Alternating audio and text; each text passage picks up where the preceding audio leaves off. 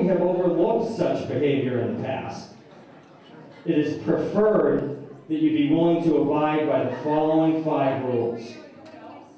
Number 1, arrive at the shop and be ready to work for 5:45. The only acceptable reason for being late is the loss of a loved one. You are allowed no more than one of these losses per calendar year.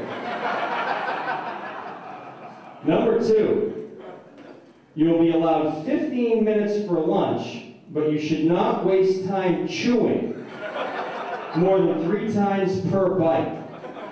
It is actually preferred you swallow your food whole. Ownership believes chewing is a waste of time and for pussies. Number 3, keep your pants on while working.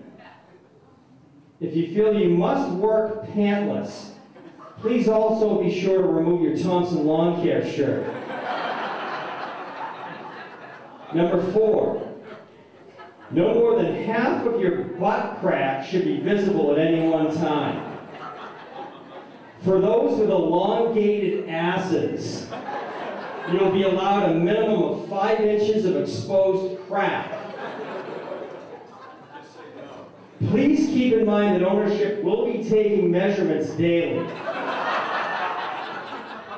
And number 5, please refrain from hitting on the young daughters of the clients we work for, even if it is considered perfectly acceptable in your native country. I don't think we need to go any further than that. In short, I'm going to wrap it up here and bring Rainey up. In short, we are looking for candidates who are breathing. Ideally, he or she should be able to remain upright for most of the day and have enough common sense not to stick their hand in the wood chipper. This is an expensive piece of equipment that ownership can't afford to have down for extended periods of time while we attempt to remove your main limb from its teeth. Please submit your resume to Thomson Lawn Care where it will be reviewed. If ownership thinks you have what it takes, they will contact you for an interview. You, however, should know that we have recently outsourced our labor to Jamaica. This was necessary because we have run out of sane candidates in the United States who are crazy enough to work for that crazy son of a bitch.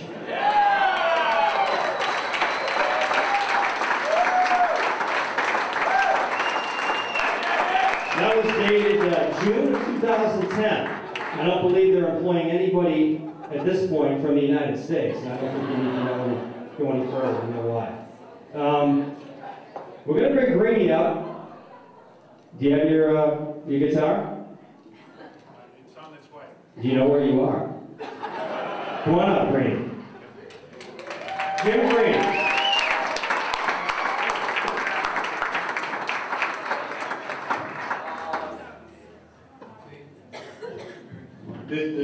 This is my guitar. And I heard only here that we're not supposed to say anything nice about. But I didn't like get the memo. Nobody told me that ahead of time. And I'm paying for this microphone. Good job. Isn't that good? Good job, Tim.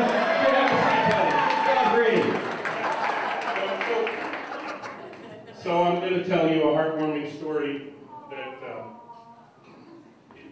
it may bring a tear to many and I, myself included. So for people who don't know, really Doug and Carolyn and Court and Pickles and Dylan have been like a second family to me. Thankfully, that's not true of Doug's sisters or brother. We were ripping him pretty good there for a minute. But they've really been like a second family to me. People say, well, you're really close to those guys. What is it? And I say, well, it's because of my failed first marriage, which not a lot of people know about. But Doug knows about it. And this is a song that I wrote about that first marriage. And until tonight, I actually thought that I hadn't gotten laid since my first marriage. But evidently, Danny, I was wrong.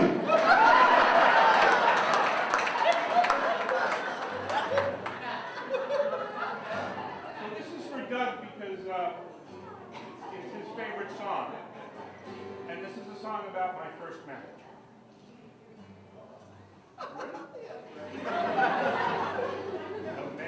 Many years ago when I was 23, I was married to a widow who was pretty as could be. The widow had a grown-up daughter who had hair of red. My father fell in love with her, and soon these two were wed. That made my dad my son-in-law, which changed my very life. My daughter was my mother, for she was my father's wife. To complicate the matter further, though it brought me joy, I soon became the father of a bouncing baby boy. That little baby was, of course, a brother-in-law to Dad. He became my uncle, though it made me very sad. For if he was my uncle, then that also made him brother to the widow's grown-up daughter, who of course was my stepmother. My father's wife then had a son who kept him on the run. He became my grandchild, for he was my father's son. Well, my wife is now my mother's mother, and it makes me blue. For although she is my wife, she's my grandmother too. If my wife is my grandmother, then I'm her grandchild. And every time I think of this, it nearly drives me wild. For now I have become the strangest case you ever saw. As husband to my grandmother, I am my own grandpa. I'm my own grandpa.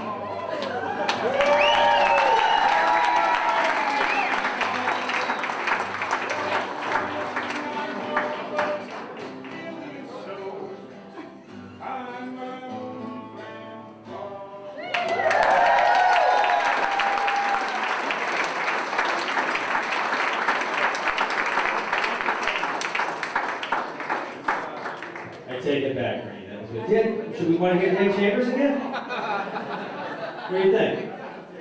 Enough of this lovey-dovey. James, come on! Maybe later. Is Tim here? I believe that's Eagle Dick, right? Eagle Dick? There he is. In the kilt. I love it. Eagle Dick.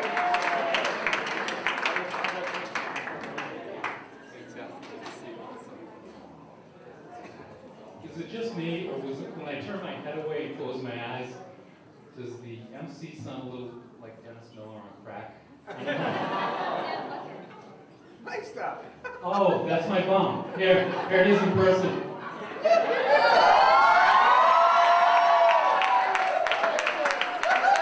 gotta know that when I arrived here, Doug looks at me. My girlfriend says to me, "Look, you gotta wear underwear. This is a mixed crowd." Doug looks at me, he reaches up my skirt, says, "What are you, a pussy? Take those things off." So, there they are. DKNY, baby. TK Maxx, $10 on sale. I may need a little bit of help, and I haven't been drinking as much as some of you, and I don't know how I can even attempt to go after Mr. Chambers and his wonderful soliloquy. As a matter of fact, I'm a little worried that I did take my underwear off. I got rushed up to that crush lab. I have a little song that my girlfriend helped me with, and a good friend of Doug's actually, who graduated from St. A shortly after us,